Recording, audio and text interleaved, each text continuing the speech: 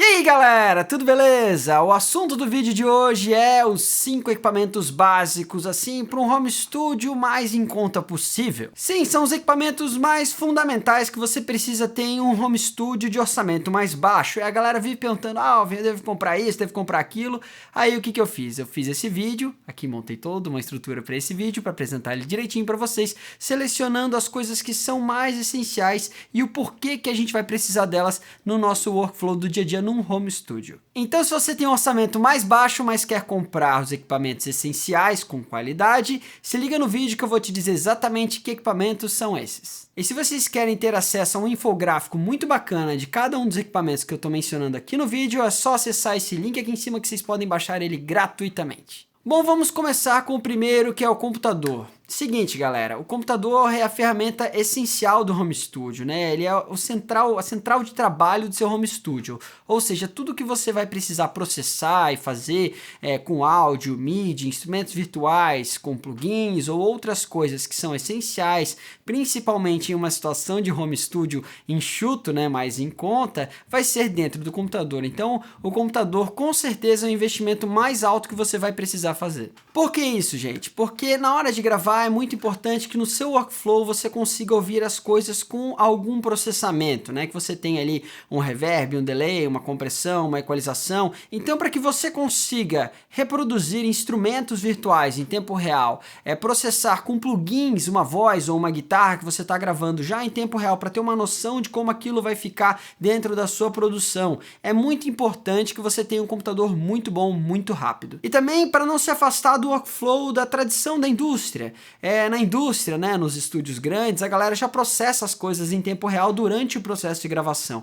Existe às vezes um purismo aqui no Brasil em relação a esse assunto, mas na verdade tudo isso é uma bela bobagem. Eu fiz 2 masterclass com o Joe e outros engenheiros, né, de fora do Brasil que trazem essa validação para o nosso mercado. Também tem vários aqui no Brasil que já fazem esse tipo de processamento em tempo real. Então, não se limite a não fazer processamentos em tempo real. E se você puder fazer com alguns plugins in the box, para pelo menos um instrumento por vez que você vai gravar, já é algum passo adiante. Então, o processador do computador principalmente precisa ser bem rápido. Ele precisa ter mais de 4 GB de memória RAM e você precisa estar rodando um sistema operacional com 64 bits para que você possa ter 32 bits de pontos flutuantes no seu Digital Audio Workstation e um cálculo muito mais preciso do processamento desses plugins. Além disso, você vai precisar também de conexões bem rápidas com a sua interface, que a gente ainda nem vai falar dela, mas você vai precisar ter uma saída USB 3.0, ou uma saída Thunderbolt, ou uma saída USB-C, que algumas interfaces novas estão vindo com essa tecnologia também.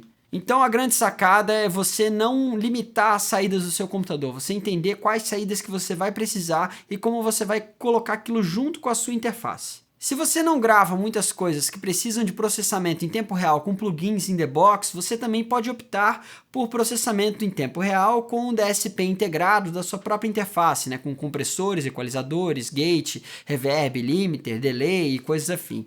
Então é muito legal você saber se você vai precisar de mais processamento em tempo real no seu computador ou se você vai locar algumas dessas funções para o DSP integrado da sua interface e quais são as limitações também desse DSP integrado, né? Número de canais e também as opções de plugins que você pode ter ali e se aquilo já serve ao seu workflow. Então o computador, de maneira geral, é muito importante que ele seja bem potente e rápido. Se vocês querem conferir as especificidades, né, de um computador para home studio, dê uma conferida nesse vídeo aqui em cima que tem tudo sobre isso lá. Então você precisa de um computador muito bacana, a gente já entendeu, mas o segundo tópico é a interface de áudio. É aquela que vai fazer algumas funções muito importantes, principalmente se você tem um orçamento baixo, né? Você geralmente vai precisar de uma interface que já venha com um pré-amplificador integrado, né? E também que seja rápida na comunicação com o seu computador. E geralmente esse tipo de interface já fica um pouquinho mais caro, porque vai usar ou Thunderbolt ou USB 3.0. E geralmente essas são tecnologias que exigem assim um orçamento um pouquinho maior. Então você vai precisar de uma interface que tenha quais funções, né, exatamente? Ela vai precisar ter pré-amplificadores integrados, se você tiver que gravar nível de microfone ou nível de instrumento conectado direto em linha, ou mesmo, né, amplificando ou captando com um microfone na cara de um alto-falante, de um amplificador de guitarra, ou qualquer uma dessas funções que exigem uma captação, né, de um instrumento, tá? E além disso, você vai precisar também de um conversor com uma qualidade legal, né, que te mostre as coisas em tempo real e não fique atrasando tanto as coisas, que tenha uma comunicação muito boa com o seu computador. Uma outra opção também é que você precise simplesmente de um conversor com entradas em nível de linha, que você já tenha um pré-amplificador externo, ou que você não vá usar um instrumento para gravar, vai simplesmente sequenciar MIDI, ou fazer algum outro tipo de prática simplesmente in the box, sem gravar instrumentos, somente gravando, sequenciando MIDI com instrumentos virtuais, por exemplo, tá? Existem interfaces que têm esse tipo de característica, então você não necessariamente vai precisar de pré-amplificadores. Se você grava coisas, é claro que você vai precisar de pré-amplificador, né? Para poder gravar uma informação de áudio transduzida por um microfone ou por um captador e assim por diante. Então, por exemplo, você tem uma interface como essa Claret aqui da Focusrite, que tem 2 pré-amplificadores e ela também tem aqui entradas, né? Ela tem uma entrada óptica, tá? E algumas dessas tem também entradas em nível de linha, tá ok? Então você tem como optar por usar as entradas em nível de linha aqui. No caso, as entradas em nível de linha dessa passam pelo pré-amplificador, o que não é exatamente o ideal, mas para uma condição em que você não vai precisar tanto de entradas em nível de linha, essa aqui, por exemplo, incorpora bem e tem ótimos conversores, né? Tanto essa quanto a Studio 192 Mobile da Presonus, né? Como também tem outras empresas que fazem. A Apollo Twin, por exemplo, é uma um pouquinho mais avançada, porque vai ter o DSP integrado, né? Da Universal Audio e assim por diante. Então as diferentes empresas produzem produtos que já têm uma qualidade de entrada de mercado, mas que já tem uma qualidade um pouco mais elevada do que alguns outros que simplesmente tem um pré-amplificador, não tem alimentação de energia externa, né? Simplesmente vem a alimentação de energia pela própria USB, que é uma coisa meio ruinzinha, né? Não ter uma alimentação de energia externa, já que nesse caso a gente tem e na outra a gente também tem. Então procure geralmente uma alimentação de energia que não venha diretamente pelo próprio USB ou pelo próprio Thunderbolt e assim por diante, porque geralmente isso provoca um tanto quanto mais de ruído, né? Então, a interface precisa ter um pré-amplificador de qualidade, precisa ter também conversores de qualidade, precisa se adequar às suas práticas, seja gravar com microfone, gravar instrumento direto ou vir com um sinal em nível de linha profissional, ou às vezes até caseiro, né, com um teclado e coisa e tal, mas aí eu não recomendo muito não, porque geralmente vai trazer um tanto quanto mais de ruído e menos sinal. Essa interfacezinha aqui pequenininha, né, da Behringer, tá? Ela é a... Deixa eu ver aqui o nome dela direitinho. UCA222. Ela também tem aqui entradas em nível de linha, né? Caseira, tá ok, gente? Então ela é simplesmente para que você possa ter um conversor com um pouquinho mais de qualidade do que os conversores que vão direto do computador, mas ainda assim não é uma interface Pro, né? E daí você pode usar ela para essas funções mais básicas e coisa e tal em casa, mas eu recomendo que você tenha uma interface com mais qualidade, como um dos exemplos que eu mostrei anteriormente. Se não der, o orçamento for baixo, começa com uma dessas que pelo menos vai ser melhor do que só o computador. Uma outra ferramenta que você vai precisar são de softwares, e o software principal que nós utilizamos hoje para poder fazer produção musical, né? Hoje não, né?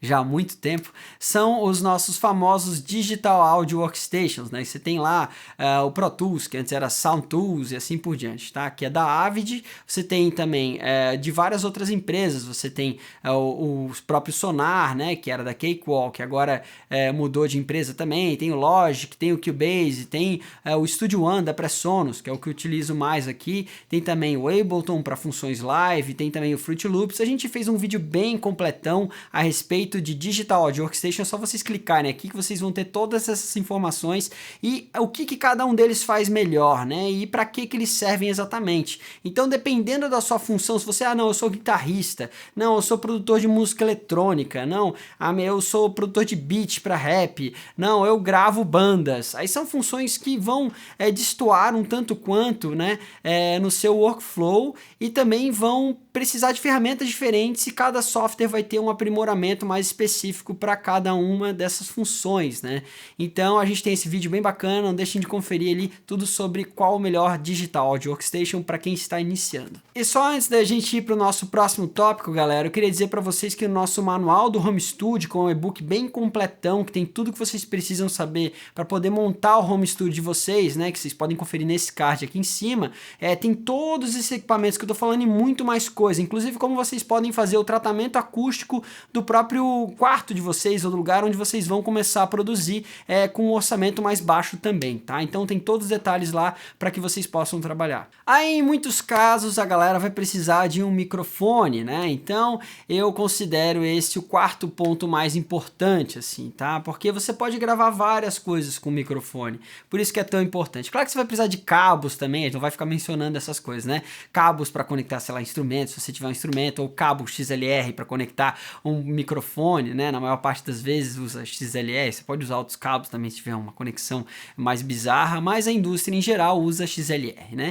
Então você vai precisar de um bom microfone para a função que você vai exercer. Se você vai cantar, se a sua voz é de um jeito X ou Y, você é cantor, vamos supor, então você canta rock and roll ou metal, então você pode ter, sei lá, um SM7, né, com um microfone muito bacana, ou você pode ter um SM57 que é mais barato e serve para várias coisas. Você consegue gravar guitarra num amplificador de guitarra, você consegue gravar a voz, você consegue gravar um monte de coisa, dependendo do material, até ele vai ser bem adequado para aquilo, dependendo, às vezes não vai ser tão adequado, mas se você tiver uma voz mais suave, cantar pop, cantar outras coisas assim, né, uma voz feminina, por exemplo, como a Adele, por exemplo, ou então como uma cantora de, sei lá, de jazz, tá? Aí provavelmente usar um SM57 não vai ser a melhor escolha. E daí eu recomendo que você tenha um condensador e que você pesquise aí quais condensadores conseguem dar mais conta do recado, né? Tem várias empresas que estão fazendo microfones condensadores com preços mais acessíveis, como a Rode, como a Audio-Técnica, né? Também tem a AKG mesmo, que tem essa linha que era a P420, por exemplo, né? E tem também, que mais? O próprio AKG 214, tem várias empresas que estão fazendo linhas mais acessíveis, então deem uma boa procurada por essas linhas, tá? E se vocês não tiverem condição, vocês podem procurar um Behringer, por exemplo, mas geralmente a vida útil de um microfone condensador da Behringer é mais baixa no Brasil por conta de vários fatores, né? Umidade, por conta às vezes até da maresia e tudo mais, tá? Então eu realmente recomendo que vocês procurem uma dessas marcas que eu mencionei anteriormente, que daí vocês já vão ter pelo menos um ponto de partida. Pesquisem e testem, pode ser que determinado microfone fica excelente para a voz de vocês, se vocês são cantores, né? E alguns microfones não vão ficar tão legais. Mas é legal que você tenha pelo menos um microfone que seja versátil, que você consiga utilizar para captar um violão, uma voz e tudo mais. Um microfone condensador diafragma largo, né? Tem algumas características que são gerais assim e que ele consegue lidar com várias situações. Agora, se você tiver muito, por exemplo, muito som externo à sua casa, aí eu já recomendo que você busque um condensador diafragma pequeno. Pode ser até às vezes um condensador que é usado para ao vivo, como por exemplo esse microfone aqui que é o C5 da AKG. Ele é um microfone condensador para uso ao vivo, né? Então vocês podem ver que ele tem aqui o plate no microfone condensador e tudo mais. Ele tem um certo nível de sensibilidade, mas não é uma sensibilidade tão alta como, por exemplo, a maior parte, né, dos microfones condensadores de diafragma largo. Então isso vai fazer com que você consiga ter um pouquinho mais de direcionalidade, porque o padrão dele é cardioide, né? E também porque você vai conseguir trabalhar com menos sensibilidade, com mais proximidade e tudo mais, e daí você vai ter que fazer algumas outras coisas in the box para tirar às vezes um efeito de proximidade ou outras coisas afim, mas vai funcionar muito bem, tem um custo-benefício muito alto, tá? Com um preço não tão alto, mas com uma qualidade muito boa. Então não tem receita de bolo, vai depender muito do que você vai gravar e das características daquilo que você vai gravar. Eu dei exemplo aqui com vozes, né? Se você tiver uma voz mais berrada, mais punch, com mais médio, se você quiser mais esse efeito dark, médio, né? Na mix é legal usar um dinâmico, é legal usar um SM57 até, né, ou um 58. Agora se você tem uma voz mais aveludada, que precisa ter uma resposta de frequência maior, né, com mais harmônicos e coisa e tal, aí geralmente vai ser legal um condensador diafragma largo, né, que você consiga comprar aí nessa faixa ali mais ou menos de uns R$1.200, eu acho que você ainda encontra alguma coisa razoável. Aí vocês devem se perguntar, tá, mas Alvin, como é que eu vou fazer a monitoração? E aí vem o nosso quinto tópico. O nosso quinto tópico é justamente a respeito de que de fones de ouvido. Por que eu não vou sugerir de cara já monitores de áudio externos? Porque você não vai ter um tratamento acústico. E os monitores, eles têm uma relação muito grande com a sala. Então, o som que você vai ouvir no seu spot, né, no seu centro ali, na sua posição para poder ouvir uma mix ou para poder ouvir uma produção, vai ser realmente muito dependente das interações que tem no espaço acústico. E se você não tiver como fazer um tratamento acústico básico, aí eu não recomendo que você já parta para um monitor de áudio. Eu recomendo que você compre um bom fone de ouvido. Então vai depender também muito das funções que você tem ali para ele. Se você vai gravar com ele, se você vai monitorar, né, a gravação com ele, se você vai, por exemplo, mixar com ele, se você vai masterizar com ele, se você vai produzir e não pode dar tanta fadiga, né, não pode ser um fone tão áspero, estridente, cansativo para os ouvidos e assim por diante. Então tem várias características do transdutor ou do driver, né, ou então às vezes até da impedância dele e assim por diante, que vão variar aí dependendo das suas necessidades. A gente fez uma série de vídeos, né, sobre como você pode escolher o seu headphone, vocês podem encontrar mais informações nesse link aqui em cima. E temos um sexto ponto bônus aí, galera. Tem um equipamento que muita gente não vai falar nos vídeos. Vocês devem ter se perguntado, tá, mas Alvin, eu vou mixar com headphone, eu vou masterizar com headphone, essa vai ser a minha limitação. Tem um plugin chamado Headline Monitor e ele vai simular o som saindo de 2 monitores, né, no seu estúdio, no seu spot. Então você vai conectar o seu headphone lá na saída da interface e daí você vai insertar na saída do seu Digital Audio Workstation, né, um plugin chamado Headline Monitor que vai simular essa imagem estéreo dos monitores no espaço acústico, né? Então você vai ouvir, por exemplo, o monitor da esquerda no ouvido direito também, e também vai ouvir o monitor da direita no ouvido esquerdo, e você pode controlar a angulação também que eles têm em relação ao seu spot, né? Se é mais fechada, se é mais aberta e assim por diante, tá? Então é bem bacana porque você tem como ter uma noção um pouco mais real de como é ouvir através de monitores de áudio, né? Então se você não tem condições de ter um espaço acústico adequado para ter bons monitores, é legal utilizar esse plugin porque você vai ter uma percepção tanto quanto mais precisa, né, das primeiras reflexões, né, do delay, de alguns efeitos da imagem estéreo, se aquilo está causando cancelamento de fase ou não está, e assim por diante. Então, bem importante esse tópico. Bom, galera, espero que eu tenha esclarecido aí os equipamentos mais básicos e o porquê das minhas escolhas, né, também para que vocês entendam as prioridades na hora de fazer o seu trabalho, né, no home studio no dia a dia. Então, se vocês quiserem entender mais ainda quais qualidades vocês podem tirar dos seus equipamentos, principalmente naquilo que diz respeito à mixagem e ao uso dos plugins, não deixem de olhar lá o nosso curso Por Dentro da Mix, que ele vai ter em detalhes tudo aquilo que vocês podem fazer com seus plugins e aquilo que os plugins estão emulando, as características que cada um deles tem, por que você vai colocar um aqui, por que você vai colocar um outro acolá e assim por diante. É isso então, galera, espero que vocês tenham curtido o vídeo, se inscrevam no nosso canal, não deixem de apertar aquele sininho para receber as notificações toda vez que a gente lança um vídeo novo. Um grande abraço e até mais. Tchau, tchau.